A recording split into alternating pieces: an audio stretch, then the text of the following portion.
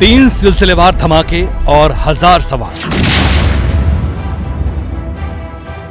आखिर केरल के कोच्चि में हुए ब्लास्ट का मास्टरमाइंड कौन है?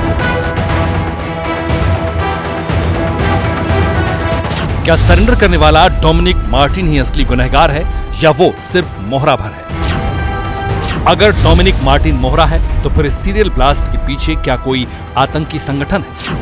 जांच एजेंसियां इसी गुत्थी को सुलझाने में जुटी हुई।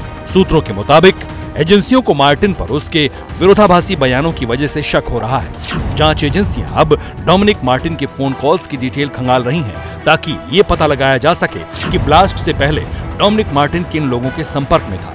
डोमिनिक मार्टिन के पास धमाके के लिए आईईडी कहां से आया? उसने आईईडी से बम बनाना कहां से सीखा? और क्या सीरियल ब्लास्ट का इजराइल हमास जंग से कोई कनेक्शन है?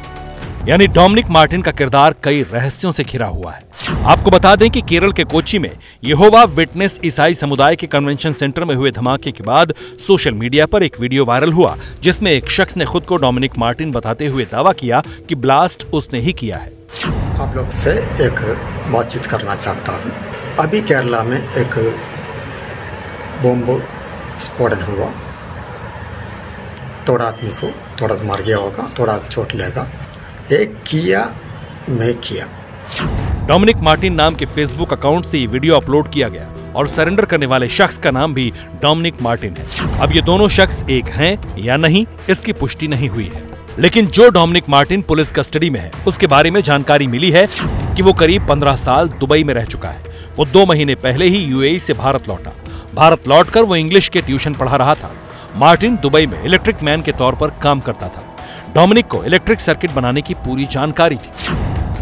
कोच्चि में उसके कनेक्शन की तलाश में एबीपी न्यूज की टीम वहां पहुंची जहां डोमिनिक मार्टिन का परिवार किराए पर रहता है। डोमिनिक मार्टिन की जैसी पृष्ठभूमि है उसे खंगालने के बाद जांच एजेंसियों को उसके दावे पर भी शक हो रहा है। फेसबुक पर धमाके की जिम्मेदारी लेने वाले शख्स ने ब्लास्ट की जो वजह बताई वो भी किसी के गले नहीं उतर रही। एक किया, मैं किया। मैं वो लोग के साथ में 16 साल तक उसके साथ में रहा। मैं खाली मजाक समझता था, मेरा दोस्त लेके जैसे चलता था।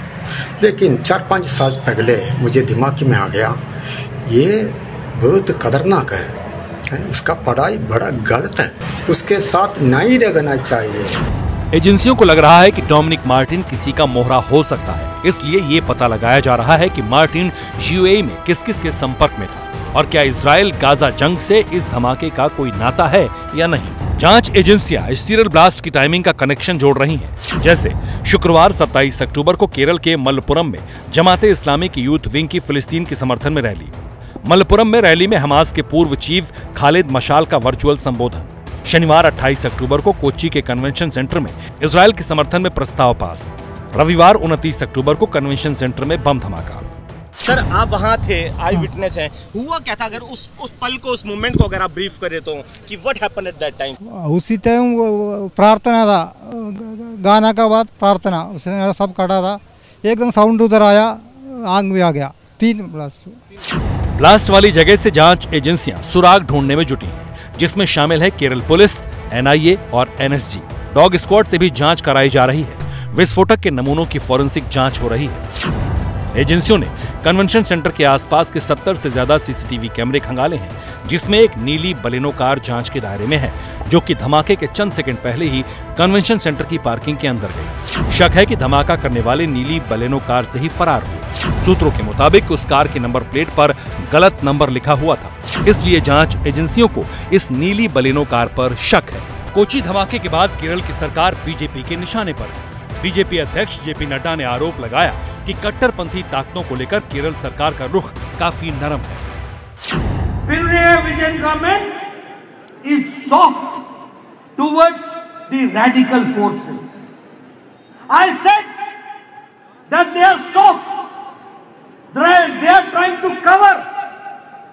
They are trying to mislead the people of Kerala. And at the same time, the radical forces are on increase and there is silent support. I will not use the word support, but there is silent convenience which gives the space to the radicals to go forward.